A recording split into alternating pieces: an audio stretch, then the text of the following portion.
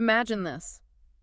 Seeing anywhere, anytime, just by shifting something inside yourself. Hmm. Not with a camera, not with satellites, but like with your own consciousness. Sounds pretty wild, doesn't it? Like science fiction. It absolutely does. But what if it's presented not just as some, far out possibility, but as a learnable skill? Right, something structured. Something presented as an ancient human ability even, that's been tested and brought into a modern way of doing things.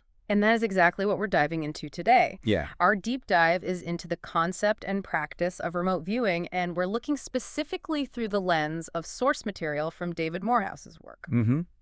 We're treating excerpts from this book as basically our source document for its specific view on remote viewing. Okay. And it lays out a very particular structured approach. It's called coordinate remote viewing, or CRV. CRV. Got it. And importantly, the way it's framed here, it's not just about intelligence gathering, though that's definitely part of its history. Right. Also presented as a pathway, a path for, like, personal transformation. Okay, so our mission for this deep dive, then, is to really unpack this material. Exactly. We want to pull out the key knowledge nuggets, understand exactly what remote viewing is according to this specific source. Yeah, how it works, how it's learnable. How it's presented as something you can learn, yeah. What the underlying theory is supposed to be. And maybe touch on the potential implications for how we see ourselves, maybe even reality itself. It's a pretty extraordinary premise, you have to admit. It really is. The source makes this compelling claim that this is an innate human ability, something maybe long suppressed. And that learning this specific structured method promises to, well, fundamentally change your life. Okay, let's start unpacking that. From this source's viewpoint, what is remote viewing? And specifically, what's the CRV thing? Right. Coordinate remote viewing, CRV. The source defines it as the learned ability. Learned, okay, not just innate. Learned, yes, to use two fundamental human activities. Detecting and decoding. Detecting and decoding. Okay, what are we detecting and decoding? This is the core of it. It's accessing and understanding. Wait for it. 8-dimensional waveform data. 8-dimensional waveform data. Okay, that's a lot to unpack right there. It is, and this data is from a target that's distant. Could be distant in space, could be distant in time. Wow. Okay, so that's the definition. How does the source describe that process actually, happening for someone doing it? Well, it involves getting into a relaxed state, like an alpha brainwave state, typically. Okay, calm, focused. Yeah, closing your eyes and then detecting data through different modes of perception. So like sensing things. Kind of. Sensing things that relate to our usual physical senses, visual, auditory, tactile, taste, smell, but accessing them non-physically. The source says it comes from something called the matrix field. The matrix field. We'll need to get back to that. Definitely. But essentially, you're accessing the raw signal prompted by the coordinates you're given. Right, so you're detecting this signal and then the decoding part. Exactly. That detected waveform data then gets decoded by your conscious mind. Ah. And it gets decoded into what the source calls 4-dimensional thought form. Which means? That's where it becomes the images, the sounds, the smells, the tastes, the feelings that you experience in your mind. So you've got these internal impressions, these decoded thoughts floating around. What's the absolutely crucial next step in this CRV method? This is hammered home in the material. It's the critical step. Objectification. Objectification. Meaning, whatever you decode those internal images, sounds, feelings, it must be written down or sketched onto 2-dimensional media. Basically, paper. Why? Why is getting it onto paper so vital, so non-negotiable here? Because, the source argues, as long as that data is held only in your mind. Yeah. It's considered conceptual illusion. Conceptual illusion. It means it's constantly morphing, shifting. It isn't fixed. It isn't usable. It's not considered real until you put it down on paper. The source uses a pretty vivid example. Try thinking back on a traumatic memory. Okay. The more you revisit it just in your head, the more it can kind of shift and redefine itself, right? It doesn't stay static. That's true, yeah. Objectification, using language and sketching, makes that decoded data fixed, tangible, real in the context of the method. That's a powerful distinction, the difference between just a fleeting thought and something you've actually, manifested and stabilized on paper. Exactly. And the whole process, it always starts in the blind. Yes, absolutely blind. The viewer gets random coordinates, but they are told nothing about the target beforehand. Nothing at all. Nope. This is crucial for preventing what's called front-loading, Meaning? meaning where any prior knowledge or expectation you have biases Yeah. your perception of the signal. Right, so you don't just see what you expect to see. Precisely. The random coordinates themselves are presented as the key. Somehow, they link your consciousness to the target concept within that matrix field we mentioned. Fascinating stuff. So, okay, where does this whole idea, this method even come from? The source doesn't present it as a brand new invention, right? Not at all. According to this material, it's considered an ancient truth. Ancient. Like how ancient? The source points to examples across a whole range of religious and historical texts. Such as? Things like Egyptian tomb inscriptions, the Emerald Tablets, the Urantia Book, A Course in Miracles, the Quran, the Torah, the Talmud, even parts of the Old and New Testaments. Wow, okay. So quite a diverse collection. Yeah, and these sources are cited because they contain accounts of things like out-of-body journeys or night flights of the soul or projections of consciousness, things that resonate with this core idea of consciousness accessing information from afar. So the basic concept, consciousness reaching beyond the body, is, in this view, kind of woven into human history and spiritual thought. That's the perspective presented, yes. Yeah. Now, the more recent, sort of modern history, as described in this source, really kicks off around 1972. What happened then? Well, intelligence sources apparently revealed that other countries were actively studying paranormal phenomena. Oh, which countries? The source mentions the Czechs, the Chinese, Soviets, Germans, Israelis, the British, a fair few. Okay. And the U.S. government found out about this and realized they were behind. Essentially, yes. Realizing the U.S. lacked this kind of capability, the decision was apparently made to develop its own program to catch up. And that led to government involvement and the work at SRI, Stanford Research Institute. That's right. SRI is key here. The source really emphasizes the scientific procedure used there to develop and evaluate the remote viewing protocol. Why the emphasis on scientific procedure? The argument is that this rigor was vital for keeping remote viewing from being dismissed by what the source calls pseudoscientific wolves. Ooh, strong words. Yeah, or parapsychologists who, again in the source's words, masquerade as scientists. It wants to draw a distinction between rigorous protocol development and less structured approaches. The source also seems to have a specific take on skepticism, doesn't it? It addresses skepticism head-on, yeah. What's the perspective? The source's viewpoint is that skeptics often demand a full, nuts-and-bolts explanation for how RV works, something we don't currently have. Right. While, at the same time, they readily accept other unexplained phenomena. Like what? Like, say, how electricity really travels down a wire, or the precise mechanism of action for many common pharmaceuticals. We accept those because the results are observable and, well, convenient. We use them. So the argument is there's a double standard. That's the implication. This material argues that this kind of skepticism, maybe unintentionally, ends up fueling a social movement that limits our perception of what humans might be capable of. So it frames skepticism not just as inquiry, but potentially as a kind of resistance to the unexplained or the inconveniently unexplained. That's the framing presented here, yes. Yeah. The source then goes into some detail about the military and intelligence program, codenamed Sunstreak. Sunstreak. It notes the initial involvement of U.S. Army Rangers and Special Operations soldiers, and mentions its transitions through different agencies, DIA, DS&T, before the CIA eventually declassified its involvement back in 1995. And David Morehouse, the author of the source material, his own story is pretty central to this modern part of the history. Very central. He's presented as a former psychic spy from this program. A psychic spy. Yep.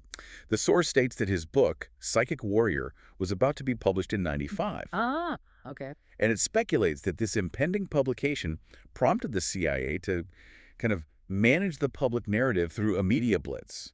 How so? Mentions appearances on big shows like Ted Koppel, Larry King, newspaper articles, getting their version out first, perhaps. Interesting. The source also speculates, and it is speculation, that this timing might have been a strategic move by the agency, a way to help justify shutting down what was, let's face it, a pretty controversial program. So the modern story is tangled up with intelligence agencies and managing public perception, but the underlying idea is framed as ancient. That's the picture painted. Okay, let's shift gears a bit. Let's talk about the physics of the metaphysics, as the source calls it. What's the core theory here? The framework? It starts with a pretty fundamental concept. Everything is energy. Okay, a common idea in many fields. Right. Everything exists in waveform on some level. And crucially, this includes thoughts, words, even deeds. They all have an energetic component. The source uses an analogy of frequency and amplitude, suggesting how intention, for instance, could amplify energy. It draws a parallel to how some people understand prayer working. Okay, so everything is energy existing as waveforms, and this energy exists within something specific. You mentioned it earlier. It is the matrix field. Yeah. Or sometimes just the source. The matrix field. Describe that. It's described as this vast sea of quantum waveform data. Think of photons, maybe, possessing momentum and energy. Okay. It's envisioned as a huge three-dimensional geometric arrangement of information bits. Like a giant information structure. Pretty much. And critically, the source claims that geographic locations here on Earth have corresponding segments within this matrix. Ah, so that's the link. The random coordinates used in CRV, they somehow tap into a specific segment of this energetic matrix. That's the theory presented, yes. The coordinates act as a prompt, like an address. Right. They allow your consciousness to access the signal line, the data stream, from that particular relevant segment of the matrix field. Which lets you detect the data associated with the target concept. Exactly. Now, this material also places enormous emphasis on the moment, capital M. Huge emphasis. This is presented as a fundamental truth within this framework. The moment is the only reality. The only reality. What about past and future? In this view, the past and future are conceptual illusion. Okay, explain that. They're described as energetic representations that exist outside the present moment.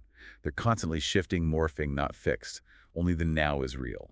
So even if you're remote viewing, say, a historical event or a potential future, the act of viewing itself occurs in the moment. That's when the accessing and decoding happens. Always now. Wow. That's a pretty significant redefinition of time and reality right there. It really is.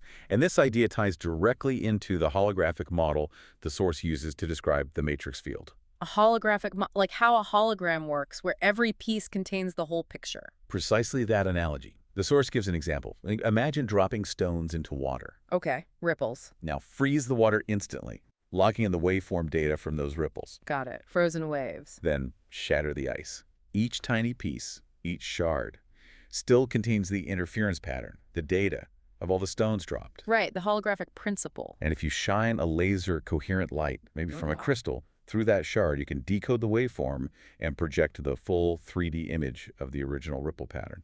Okay, so applying that analogy to the matrix field. The model suggests we exist within a holographic matrix field. Information isn't localized, it's omnipresent, available everywhere in every part. And what does that imply about us as viewers? This is used by the source to explain why viewers within this framework are described with some pretty lofty terms. Omnipresent. Because they're not limited physically, but part of the field. Exactly. Omniscient. Potential access to all the information in the field. That's the idea. And omnipotent. Meaning the power of choice and influence within this reality. Yes, the power to choose to interact. Yeah. And since energy itself is considered eternal and timeless, then we, as energetic beings, are also eternal. That's the conclusion drawn in the source. Yeah. Energy is timeless. What about our physical bodies, then? They seem pretty solid. How does the source connect them to this energetic field? It points to that concept from physics that at the subatomic level, matter is mostly empty space. 99.9% space. Right.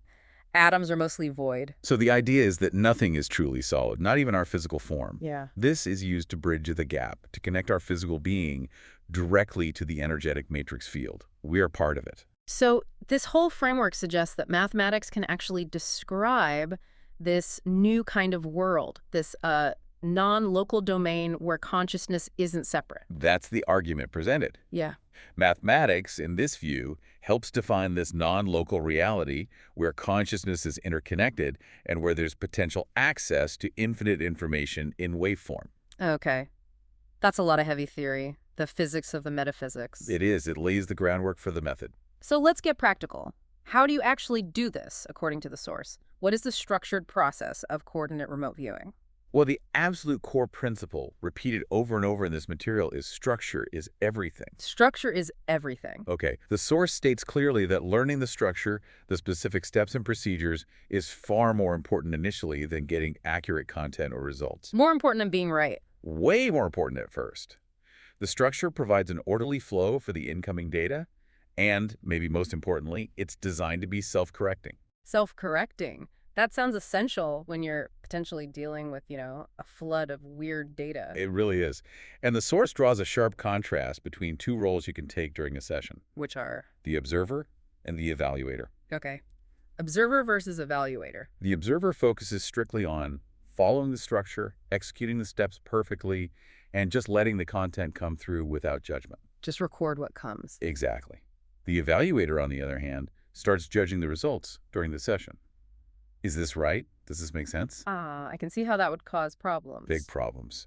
The source says the evaluator gets stuck, limits their performance, and ultimately learns nothing from the session.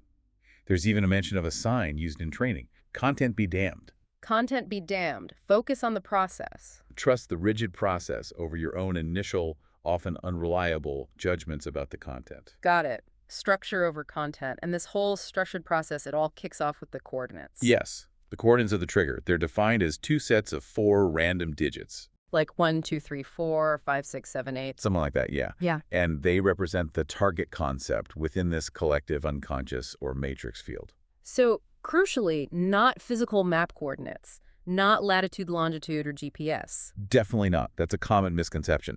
Their random nature is vital to prevent that front-loading we talked about. Right. Keeps it blind. The Force even suggests a method for assigning them yourself if you're creating targets, like holding the target concept in mind while generating random numbers, or even using date-time digits in a specific way. Okay, so you have your random coordinates. The source then breaks the actual viewing process down into stages I through 6. Correct. It's a layered approach designed to manage the flow of information and complexity. Makes sense. So walk us through the progression conceptually. Stage I. Stage I is all about making that initial contact with the target's overall essence, the gestalt, and learning to control the aperture. Aperture, like on a camera. Sort of. It's the opening, controlling how much data flows in. Stage I is a very narrow aperture. Okay. How do you make contact? You use the coordinates to prompt a spontaneous pen response. It's called an ideogram. Ideogram, like a quick, unconscious squiggle. Pretty much. A single, continuous line drawn quickly after focusing on the coordinates. And what's important about this squiggle? The source emphasizes that the feeling or the contour you sense while drawing it, eyes open then closed, tracing it, that's the key data you objectify, not what the drawing actually looks like on the paper. So it's the kinesthetic feedback, not the visual look of it. Exactly. And in this stage, stage I specifically, if you get an analytical overlay, an AOL. What's an AOL again? It's like your analytical mind jumping in immediately, seeing a simple shape and instantly concluding building or road, form plus function. Gotcha. If that happens in stage I, you must declare it, AOL break, and actually take a short break before continuing. It's a strict rule for stage I only. Okay, control the analysis early. What about stage 2? Stage 2, the aperture widens a bit. The data becomes more verbally driven. Verbally driven. Yeah, you start accessing physical sensory data categories. Things like colors, textures, smells, tastes, temperatures, sounds, basic dimensions. Like what it would feel like to be there. The source says it's equivalent to the physical sensations you'd experience at the target site, but accessed non-locally. How do you record that? This data comes in what are called data strings, a smooth, continuous flow of verbal descriptors that you objectify by writing them down rapidly. Just list them out as they come. Right. And AOLs are noted here too, but you don't need to take a break like in stage 1. Okay, progressing. Stage 3. Stage 3 sees the aperture opening much wider, often quite dramatically. This transition is often triggered by something called aesthetic impact, or AI. Aesthetic impact, like suddenly feeling the beauty or ugliness of the target. Exactly. A strong sense of the target's aesthetic quality. When AI happens, or EI, emotional impact, you know to describe it, and for any subsequent AI or EI after the first one, you do take a break. Okay, breaks for strong aesthetic or emotional hits after the first one. What else happens in stage 3? The focus shifts to the target's composite dimensionality, its overall shape and structure. Sketching also becomes more prominent here. And you mentioned something earlier could start happening here. Ah, yes. Bilocation? Yeah. That can start to manifest in stage 3. We'll need to circle back to bilocation. Sounds interesting. What about stage 4? Stage 4 is where you access the intangible aspects of the target. Intangibles? Like Things beyond the purely physical or dimensional. The aesthetic qualities, again, emotional aspects, and other truly intangible data like the purpose or function, energy levels, that kind of thing. how do you structure that? The source uses a specific tool here, a vertical matrix. You list categories like tangibles, intangibles, AI, EI, etc., vertically down the page. Okay. Then you place your pen in a category box and decode the data vertically down the page for that specific aspect. A very structured way to probe deeper. Very. Sketching continues, focusing on simple contours and textures which you probe and label. You also note data bleed through here. What's that again? Data from a later stage, like stage V or Z is popping up early, you just note it parenthetically and move on. Okay. And you mentioned ALS versus AOL. Right. Stage 4 introduces the idea of analytical overlay signal, AOLS. This is described as non-static, morphing imagery from your analytical mind, potentially useful later. It's contrasted with a standard AOL, which is more fixed and static, like that road conclusion. But distinguishing them comes later.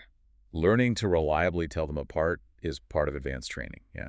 The main focus here is still pure viewing.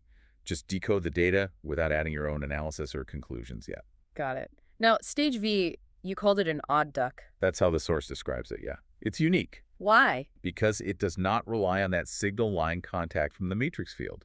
No movement commands are used, no breaks are permitted, and absolutely no AOL relationships allowed. Whoa. So where does the data come from in stage V? According to the source, it comes only from your own biological brain, specifically from accessing things called cognitrons. Cognitrons. Right, you mentioned those. Like packages of linked memories or concepts in the brain. Exactly. The source describes them as neural networks. They're formed by your brain interpreting waveform data over your lifetime, and they're linked together via your experience Rolodex. Your personal database of everything you've ever experienced. Pretty much. So in stage V, you're not getting data from the target signal line anymore.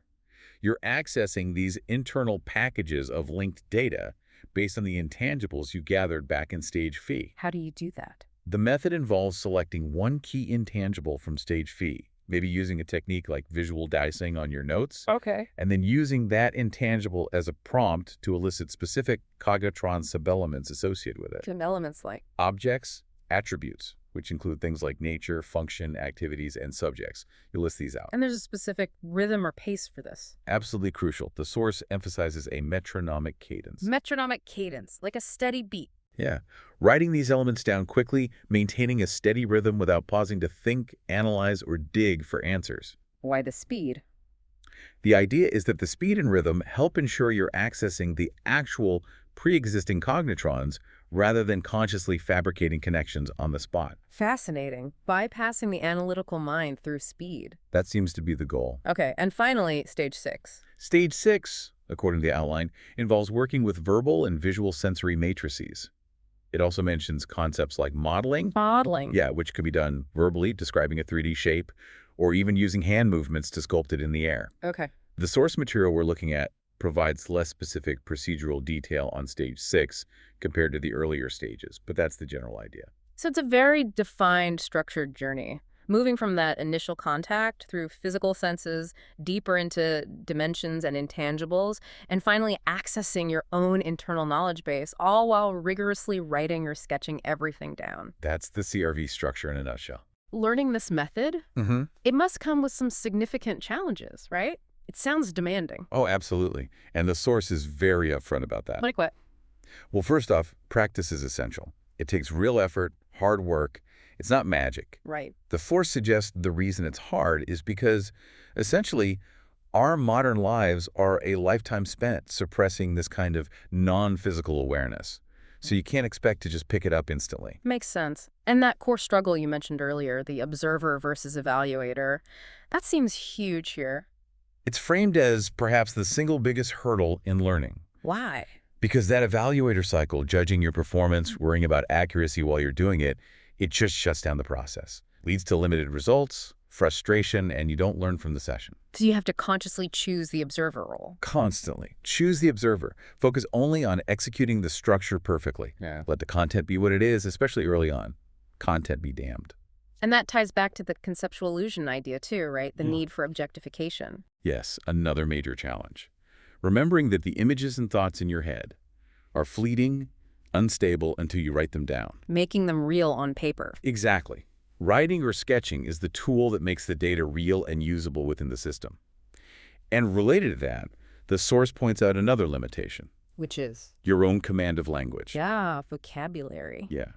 If you lack the vocabulary to describe subtle textures, complex shapes, or nuanced feelings, your ability to decode and objectify the incoming data will be limited, even if you are perceiving it accurately. That makes intuitive sense. If you can't name it, you can't pin it down. Precisely.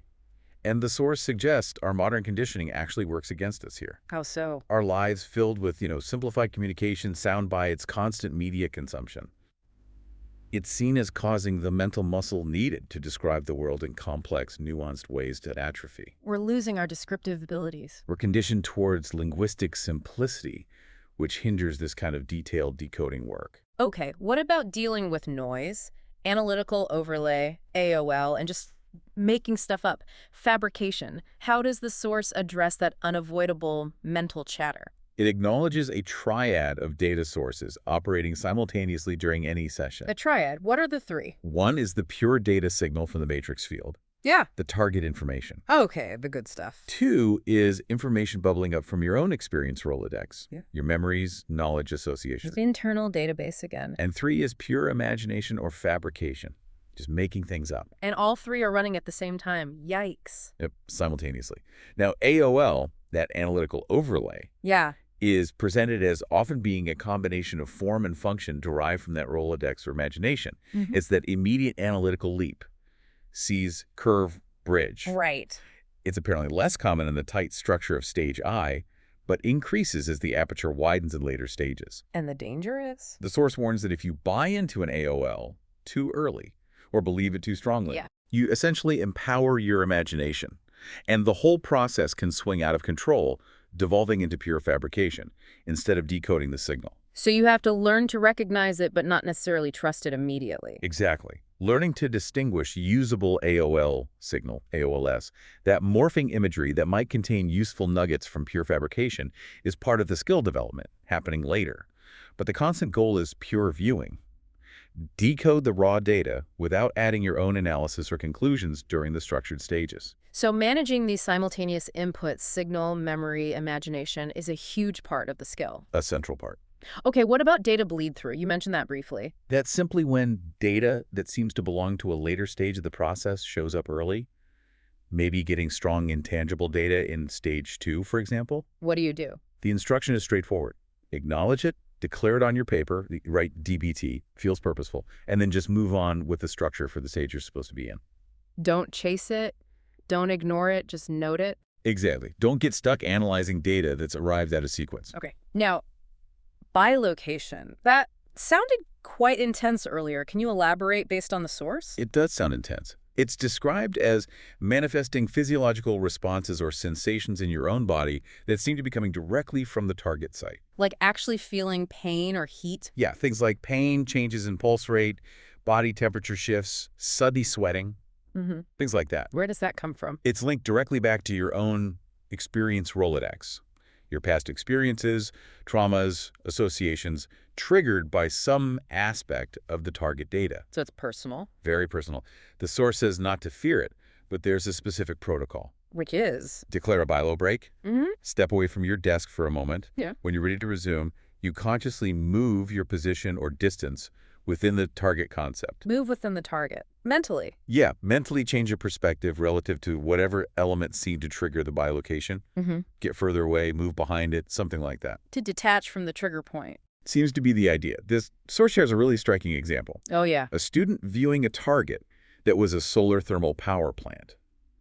Lots of mirrors, intense heat. Okay. This student kept experiencing sharp pain near an old surgery site for melanoma removal, and intense fear related to the sun. It was a clear bilocation linked to her past trauma, triggered by the target's nature. Wow, that makes the concept incredibly tangible and, yeah, potentially intense. Definitely illustrates the connection to personal experience. And the idea of movement within the target, is that always conscious, like in the bilocation protocol? Not necessarily. The source distinguishes between voluntary movement and involuntary movement. Okay. Voluntary movement is when you deliberately choose to shift your perspective or location within the target concept. The method provides specific mental tools or movement brackets to structure this. Like commands. Move closer. Look inside. Something like that, yeah. Yeah. It's a control exploration. Yeah. Involuntary movement, though, is when you feel like you're just flying or freely moving around the target without conscious effort or direction. Which is better. The source suggests that being an involuntary mover, a flyer, is ultimately ideal, or efficient maybe. But the structured movement brackets are crucial for learning the process and provide mechanisms for control, especially early on. And what if you lose the signal? Feel like you've drifted off? The structure provides for that too. If you feel like you've walked out of the target, lost the signal line, Yeah. the protocol is simple. Take the coordinates again. Refocus on them to reestablish that connection. The structure always provides a way back. That's the principle. Control mechanisms are built in. What about sketching? We mentioned it becomes more important in later stages. Do you need to be an artist? Absolutely not. The source is very clear on this. Artistic skill is irrelevant, maybe even counterproductive if it makes you analytical. So what is the focus of the sketching? It's purely about objectification. Getting down the basic contour, texture, structure, dimensionality of what you're perceiving, it's another way to record data. Just draw what you see, however crudely. Exactly. Draw what you perceive, probe it with your pen, label the different parts or textures. It's functional, not aesthetic. Any tips for practicing that? The source actually recommends non-analytic sketching practice, like taking a photograph, closing your eyes, and trying to draw the object from memory or feel without looking. My eyes closed. To try and train the right brain, the more intuitive side, and deliberately disengage the analytical left brain that wants to judge the drawing or name the object too quickly. Sever that analytical link during the drawing process itself. Interesting technique. Okay, so navigating all these challenges, the evaluator mind, language limits, AOL, bilocation, it's all part of developing the skill. It's integral to the learning process described. But this source, as you said earlier, presents remote viewing as being about much more than just gathering intel or describing targets. Oh, far more. According to this material, what you are learning is explicitly presented as the spiritual evolution of a methodology that happened to originate in intelligence circles. Spiritual evolution, how so? Its current orientation, as presented here, is towards individual and collective transformation, moving beyond just data collection. It's framed as an innermost journey. I think that was the phrase. Yes, exactly. It's described as a conduit, a tool, to experience life more fully, to expand your intuitive awareness, to bring the expansive capacity of your mind into conscious focus.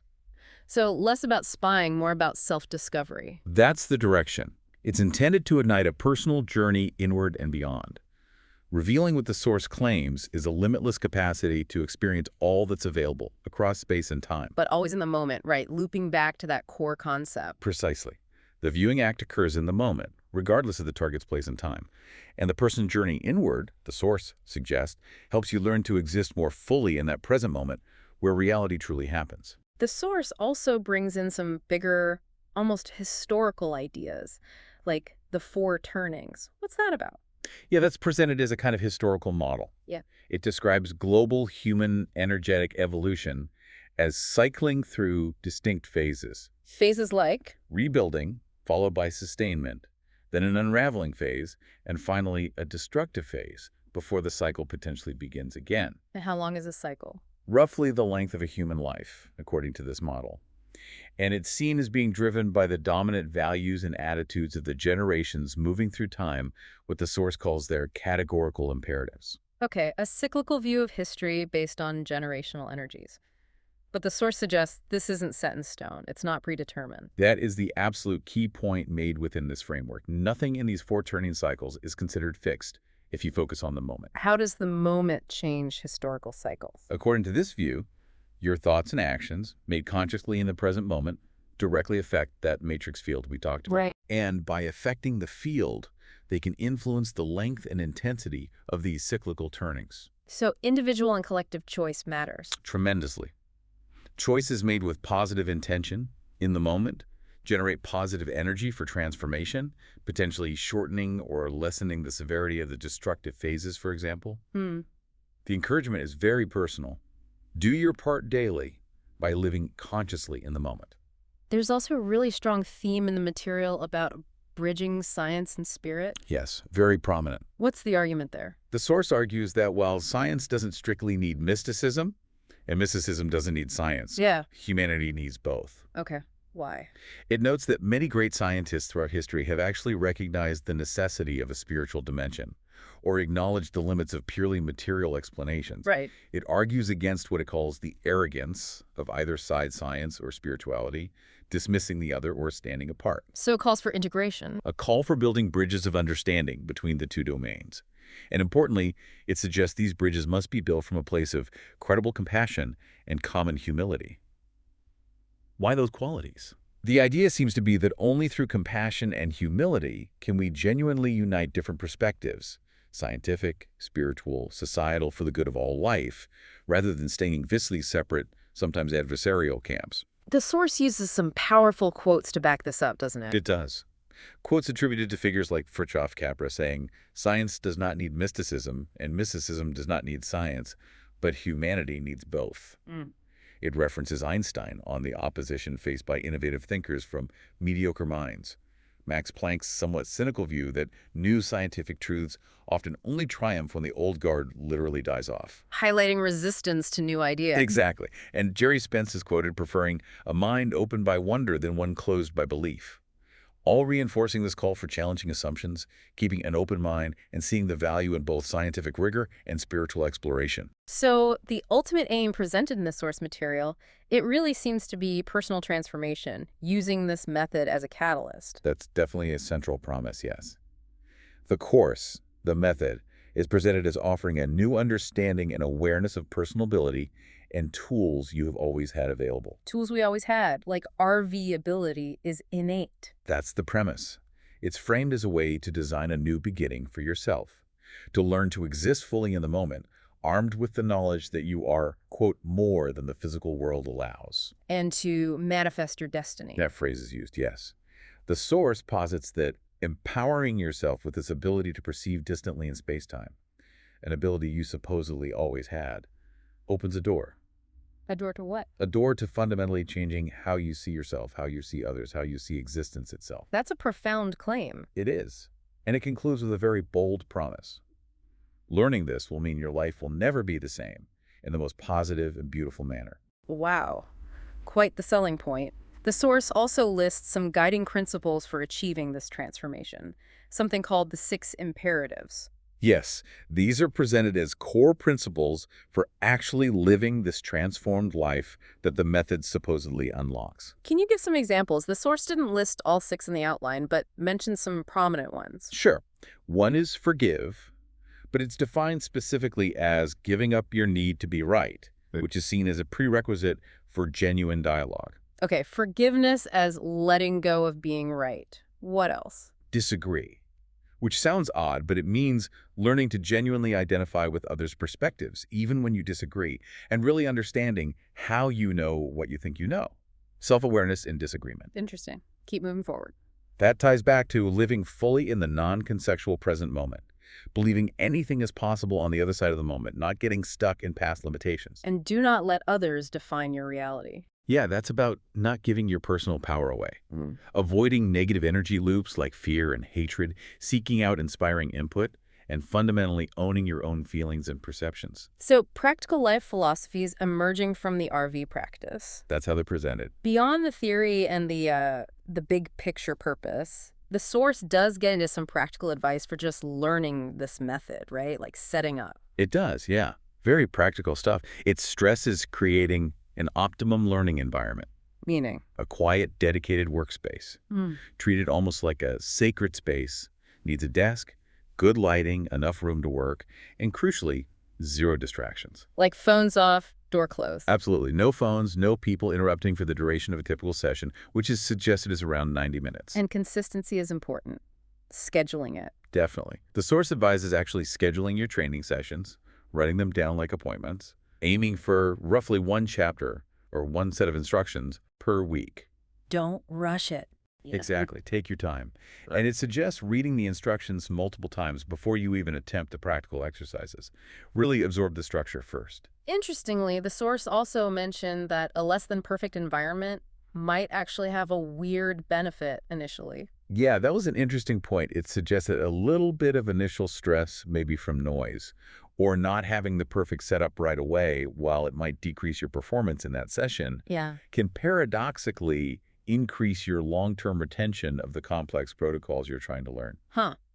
Stress aiding memory and coding. It adds what the source calls a welcome element for that initial challenging phase of training. Doesn't mean you aim for stress, but maybe don't worry if things aren't perfect at first. Good to know. Now, practice targets seem absolutely crucial for getting good at this. Critical. You can't learn without practicing on actual targets. But the source gives some pretty strong warnings about where you get those targets. Very strong warnings. It cautions against using unsafe or inappropriate targets found randomly, say from websites or unvetted sources. Unsafe how? They could be emotionally or spiritually disturbing. Yeah. Or just poorly conceived target concepts that don't really work well with the methodology. Yeah. Ambiguous or trivial things. So where should you get targets? The source strongly recommends either creating your own practice targets, following their specific guidelines, Okay. or obtaining them only from trusted sources who genuinely understand the CRV process and how to properly select a target and assign coordinates to it. And targets should be complex, not simple objects. Ideally, yes. Complex targets offer more data across the different stages, and you absolutely need conclusive feedback afterwards. Feedback, like pictures or descriptions of the actual target. Essential. You need that ground truth to gain what the source calls empirical knowledge, to compare what you perceived and wrote down against the reality of the target. Without feedback, you're just guessing, not learning. Which leads directly into the session summary and analysis step, right? After you view and get the feedback. Exactly. Post-session, post-feedback, you prepare a narrative summary of your session, often using a template provided in the method. What are you looking for in the summary? You look for things like data clusters. That's where the same piece of data, like a specific texture, say spiky sharp, repeats across different stages or pages of your notes. Yeah. That suggests it's likely valid signal. Oh, okay, finding patterns. And then you analyze your overall performance based on the feedback. What did I get right? What did I miss? What structures did I follow well? Where did I maybe let the evaluator take over? You identify what I did well and how I can do better next time. Comparing your session notes and sketches directly to the feedback photos or descriptions. Right. That comparison is where the learning really happens. Okay. Any other brief concepts from the source material that are worth mentioning before we wrap up? Well, we touched on cognitrons already. Right. Those brain-based neural networks linked to your experience Rolodex, accessed in stage V. Yep. Exactly. Defined again simply as neural networks formed by waveform data interpretation linked to personal experience. And the source also briefly mentions Tron. Tron. Like the movie. No, not the movie. It refers to a real-world project concept. Tron stands for the Real-Time Operating System Nucleus. Okay. It's a concept about embedding computer technology ubiquitously into everyday objects so they all communicate and interface with humans, computing everywhere. How does that relate to remote viewing? The source uses Tron purely as an analogy for how information from the matrix field communicating via the signal line might help form these neural networks, the cognitrons in the brain, linking external data to internal experience, similar to how Tron envisions linking environmental data to users. It's just an illustrative comparison. Got it. Just an analogy for interconnected information. Okay, so, wow. We have taken a pretty deep dive into this specific source material on coordinate remote viewing. We definitely have. We've explored the structure, the underlying theory, the physics of the metaphysics, the challenges of learning it, and the, frankly, profound potential purpose presented within its pages. Yeah, we've pulled out some key nuggets. RV presented here as potentially innate, learnable, the whole concept of waveform data, the matrix field. That critical idea of the moment as the only reality. The absolute paramount importance of structure over content, especially when learning. Right. Observer over evaluator. The source's specific perspective on building bridges between science and spirit. And of course, the really significant potential this method is claimed to offer for personal transformation, for expanding consciousness. That's a lot. It really is. This journey through the source material offers you, the listener, a very particular, very structured framework for thinking about, well, not just remote viewing itself, but potentially consciousness, reality, and maybe our own inherent capabilities in ways that go beyond conventional understanding. It certainly challenges us to consider that perhaps there are structured ways to access information and awareness that mainstream science is only maybe beginning to grapple with, capabilities that are presented here as being potentially within us all along. And building on all these ideas from the source, this innate ability, the power of the present moment, that fundamental interconnectedness through the matrix field, here's something to think about. Okay. If our consciousness can indeed access meaningful information across what we perceive as barriers of space and time, but always in the moment, What does that fundamentally change about our own understanding of limits, both the limits we perceive outside us and the limits we place on ourselves? Hmm. And how might the source's intents focus on living fully, consciously, non-conceptually in the moment? How might that actually be the key? The mechanism, perhaps, for unlocking capabilities within us that we didn't even realize we possessed. Something to definitely mull over.